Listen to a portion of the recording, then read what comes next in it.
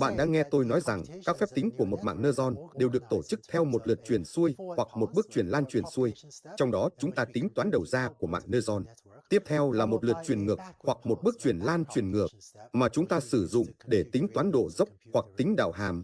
Sơ đồ tính toán giải thích tại sao nó được tổ chức theo cách này. Trong video này, chúng ta sẽ đi qua một ví dụ. Để minh họa sơ đồ tính toán, hãy sử dụng một ví dụ đơn giản hơn, hồi quy logistic hoặc một mạng neuron đầy đủ. Giả sử rằng chúng ta đang cố gắng tính một hàm ghi là một hàm của 3 biến A, B và C. Và giả sử hàm đó là 3 nhân với A cộng B nhân C. Tính hàm này thực sự có 3 bước riêng biệt. Đầu tiên là bạn cần tính B nhân C bằng bao nhiêu. Và giả sử chúng ta lưu trữ kết quả đó trong một biến gọi là U. Vì vậy, U bằng B nhân C. Và sau đó bạn có thể tính V bằng A cộng U. Vì vậy, giả sử đây là V. Và cuối cùng, đầu ra key của bạn là 3 nhân V. Vì vậy, đây là hàm key cuối cùng mà bạn đang cố gắng tính toán. Chúng ta có thể lấy 3 bước này và vẽ chúng trong một sơ đồ tính toán như sau. Giả sử tôi vẽ 3 biến A, B và C của bạn ở đây. Vì vậy, điều đầu tiên chúng ta đã làm là tính U bằng B nhân C.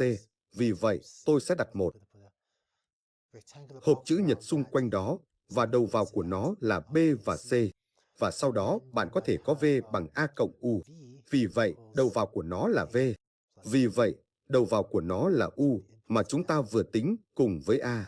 Và cuối cùng, chúng ta có ghi bằng 3 nhân V.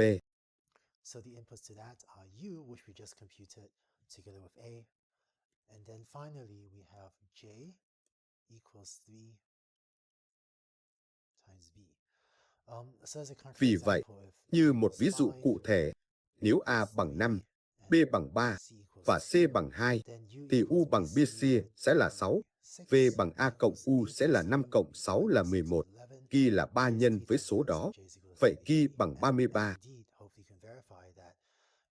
Và thực sự, hy vọng bạn có thể xác minh rằng, bạn biết đấy, đây là 3 nhân với 5 cộng 3 nhân 2, và nếu bạn khai triển nó ra, bạn biết đấy, bạn thực sự nhận được 33 là giá trị của ghi.